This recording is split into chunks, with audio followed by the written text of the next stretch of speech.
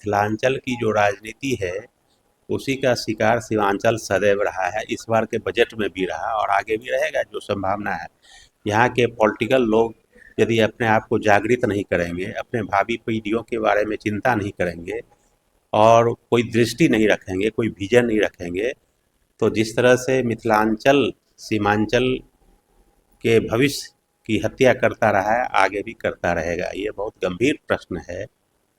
मिथिलांचल के एरिया में ज़बरदस्ती भारत सरकार की नज़रों में सीमांचल को भी समावेशित करके बतलाना, ये बहुत बड़ा दुर्भाग्य है, ये बहुत बड़ा राजनीतिक पाप है।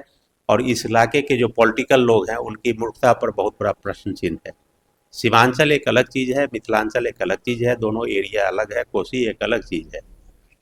सीमांचल राजनीतिक दृष्टिकोण से सदैव कमज़ोर रहा है, वर्तमान में भी कमज़ोर है, आगे भी इसके कमज़ोरी की दूर होने की संभावना हमको दिखती नहीं है, क्योंकि उसके लिए कोई क्रियाकलाप नहीं होती। और यहाँ के जो युवा वर्ग हैं सीमांचल के, उनको इस मामले में राजनीतिक दृष्टिकोण से प्रशिक्षित और योग्य नहीं बनाया जा रहा है। ये आने वाली पीढ़ियों के लिए बहुत बड़ा दुर्भाग्य है।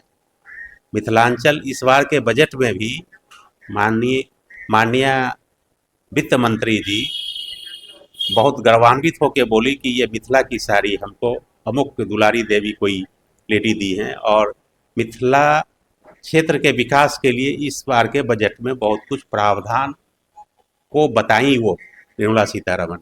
तो निर्मला सीतारमण जी को बिहार के मामले में सिर्फ मिथिलांचल की चिंता हुई, सीमांचल की चिंता नहीं हुई।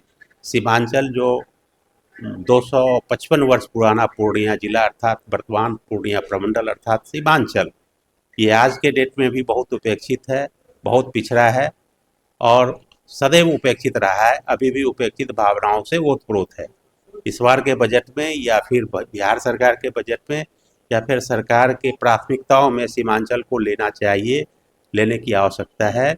इसी तरह की उपेक्षाओं का परिणाम होता है जहां माओवाद जन्मता है, जहां नक्सलवाद जन्म लेता है। भगवान की कृपा से ये सब चीज़ से सीमांचल बचा हुआ है, लेकिन इस तरह की उपेक्षाएं यदि जारी रही, इस तरह का राजनीतिक पाप यदि जारी रहा, तो भविष्य में नक्सलवाद और माओवाद की दूरदृष्टि देखी जा सकती है, समझी जा सकती है। वर्षों की उपेक्षाओं के बाद भी माओवाद और नक्सलवाद जहाँ भी है वहाँ उपजता है, उपजा है।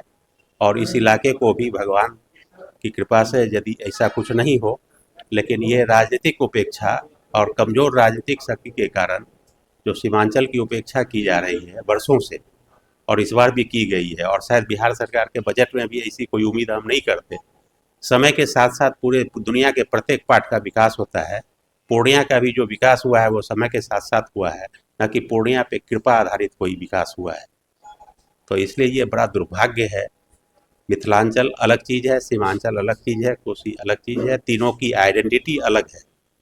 मिथिला की आइडेंटिटी में सीमांचल की आइडेंटिटी का समावेश करके बतलाना, ये बहुत राजनीतिक बहुत बड़ा पाप है। और उसी पाप के कारण हम लोग बहुत चीज़ में वंचित रहे हैं, और उसका सर्वश्रेष्ठ उदाहरण है पूर्णिया का एयरपोर्ट, जो मिथिला की राजनीति का शिकार रहा। मिथिला की राजनीति के कारण पिछले 9 वर्षों से उपेक्षित और साजिशों का शिकार रहा, भगवान की कृपा से। और यहाँ जो एयरपोर्ट आधारित जो आंदोलन पिछले 3 वर्षों में साप्ताहिक बेसिस पे किया गया, जिसके कारण राजनीतिक दलों में कुछ चेतना आई, लोकसभा के चुनाव में राजनीतिक दलों को नुकसान हुआ, उसके बाद कुछ एहसास हुआ, और उन एहसासों के बल पे पूर्णिया एयरपोर्ट साजिशों के दायरे से बाहर निकलने में सफल हो गया है। अब भगवान की कृपा उनके चमत्कार से जुलाई अगस्त के बीच जो पूर्णिया एयरपोर्ट के ऑपरेटिव होने की बात समझी जा रही है, बताई जा रही है, या अनुमान किया जा रहा है, ईश्वर करे ऐसा हो जाए, ये सच्चाई।